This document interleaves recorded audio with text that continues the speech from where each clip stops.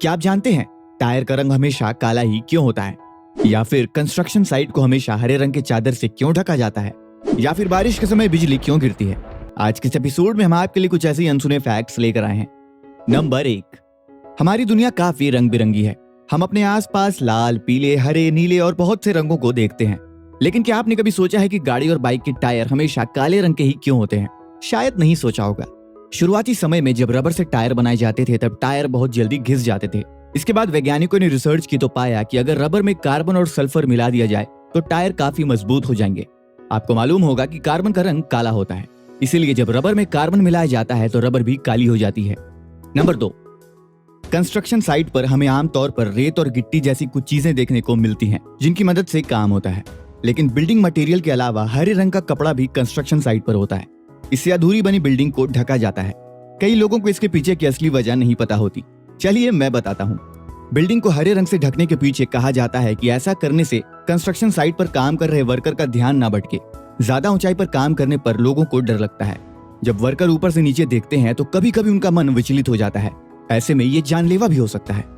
इसके अलावा जब बिल्डिंग बननी शुरू होती है तो कंस्ट्रक्शन साइट पर भारी मात्रा में धूल और बिल्डिंग में इस्तेमाल होने वाले मटेरियल उड़ते हैं, जो आसपास रहने वाले लोगों के लिए काफी बड़ी समस्या बन जाती है। लोगों को परेशानियों का सामना नहीं करना पड़े, इसलिए हरे रंग के कपड़े से बन रही बिल्डिंग को ढक दिया जाता है ताकि धूल मिट्टी हवा में उड़ने के बजाय वहीं ठहर जाए। अब आपके मन में ये सवाल आ रहा होगा कि कंस्ट्रक्शन साइट को हमेशा हरे रंग से ही क्यों ढकते हैं, सफेद, काले या किसी दूसरे रंग से क्यों नहीं? इसकी सीधी वजह यह है कि हरा रंग सफेद, काले या अन्य रंग के मुकाबले ज्यादा दूर से नजर आता है। इसके अलावा रात के वक्त भी ये थोड़ी सी लाइट पड़ने से रिफ्लेक्ट करता है। नंबर 3, जब भी बारिश होती है तब आपने आसमान में बादलों की गड़गड़ाहट और बिजली गिरती जरूर देखी होगी। लेकिन क्या आपने कभी सोचा है कि आखिर बिजली क्यों गिरती है? दरअसल बारिश के दौरान बादलों में मौजूद पानी के छोटे छोटे कण हवा की रगड़ के कारण चार्ज हो जाते हैं।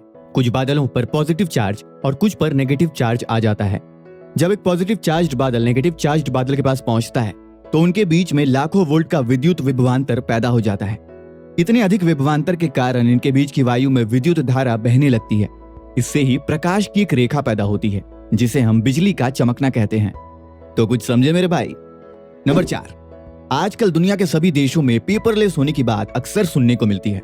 तो ऐसे में दुबई कैसे पीछे रहता? दुबई की सरकार दुनिया की पहली ऐसी सरकार बन गई है जिसका कामकाज पूरी तरह से पेपरलेस हो गया है। सरकार के 45 कार्यालयों में अब कागज पर कोई काम नहीं होगा।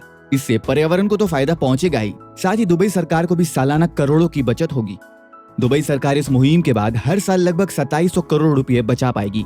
इसके अलावा इससे लगभग 14 लाख मानव श्रम घंटों की भी बचत होगी। दुबई में सरकारी दफ्तरों को पेपरलेस बनाने की शुरुआत 2018 में ही शुरू की गई थी। आज के वीडियो में बस इतना ही। मिलते हैं अगले वीडियो में। वीडियो अच्छा लगा हो तो वीडियो को लाइक करें और हमारे चैनल अनसुना ज्ञान को सब्सक्राइब करें।